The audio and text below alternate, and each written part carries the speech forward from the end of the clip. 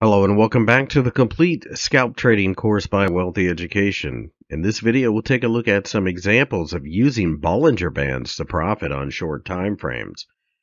So you can see I have NVIDIA 5-minute chart up. Notice how we've kind of been banging around for a while, and then over the course of, I'd say, an hour or so, we start to shrink the bands. Remember the squeeze? Well, we get a huge gap right here and then go much higher.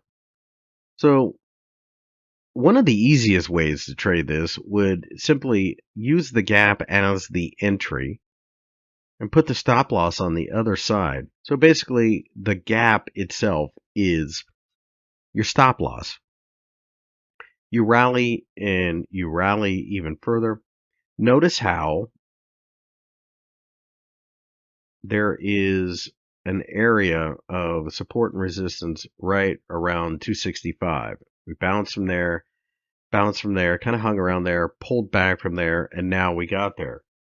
So once you clear that, then your stop loss goes just below it. And you are already in profit. You have locked in about $3 in profit.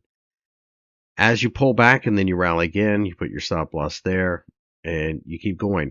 Notice how, and you would expect this with a big move like this, a huge volume spike. So that's another thing that would get you into the trade.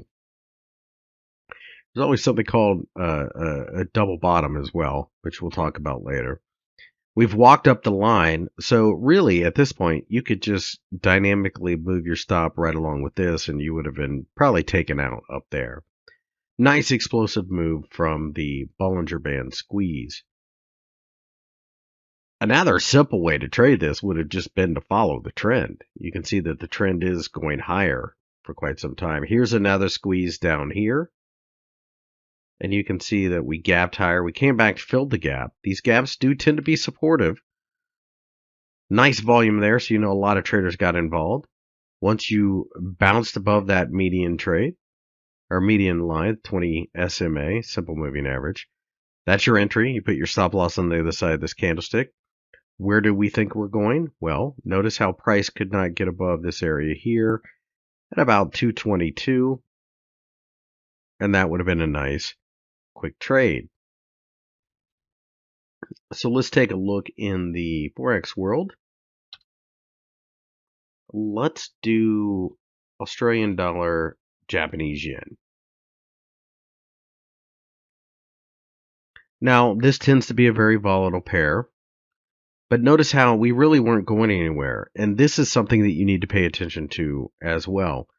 Notice how the moving average is just kind of sideways. That tells you this is not a market that's ready to do much. However, you hide the Bollinger Bands for a minute, and you can see, you zoom out, and you can definitely see that there's some support in this area. You know, obviously, we've bounced from there several times. So let's go ahead and put that Bollinger back up. Notice how we break through there. The moving average is decidedly sloping decidedly lower. At this point, you could watch it walk the line. You put your stop loss on the other side of the moving average, and you get in about here. You get out about there pretty quick. Maybe 2 hours tops. That's a pretty quick trade. Again, it depends on the market. It depends on the time. This would have been the London Open, so that's when business is actually starting to open up. So this kind of formed during late Asian trading, which has very little in the way of momentum most of the time. Noticed how we had the squeeze and we had the takeoff again. Again, just use that other side of the line. And while this is beyond a scalp at this point, this is a couple hours, there's no reason to give up on profits if it's running in your direction. So that's why scalp, intraday trade, that they are somewhat interchangeable depending on the market and probably more specifically the market conditions. Let's take a look at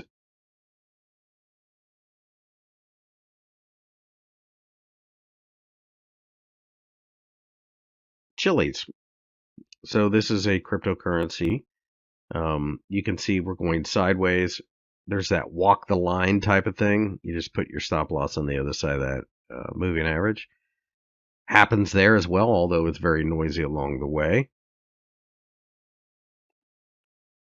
So you have to ask yourself, is there a clear trade? Well, I think at this point, with that oversold condition, once that bar closes, you can try to aim for this. Keep in mind, it is counter trend, so you definitely want to get in and out, but you would have been in and out of this one in about 30 minutes. Notice the resistance here 3 different times, right at about, 33 cents. So we bounce, bounce, and then pull back. So then you start to say, okay, well, where's the support? Well, the support is right here at about 31.5 cents. We break down, we retest that support. The moving average is dropping. So let's short there. Wait until we get a close outside of the range. You could take your profit really quick. Or you can hang on to it. It's entirely up to you. Let's go ahead and get rid of the support and resistance. There's another one of those squeezes, and you can see we just took off. Stop loss there. The squeeze is probably the most common way to use the Bollinger Band. But then again, like I said, some people will take this trade and they'll say, look at how far out of the range we are. Let's just go ahead and take our profit. And if you did that, somewhere in this area, you're in and out in about 10, 15 minutes. Because it's an overbought situation on the 5-minute chart. But you notice that there was more left on the table. In this particular case, we closed outside of the range there, but that's where the moving averages add. So if you followed the moving average, it's kind of 6 1/2 dozen or the other. With that, I would say that you need to use a little bit of common sense. Markets can only go in one direction forever. Position sizing in these trades needs to be reasonable. You need to understand.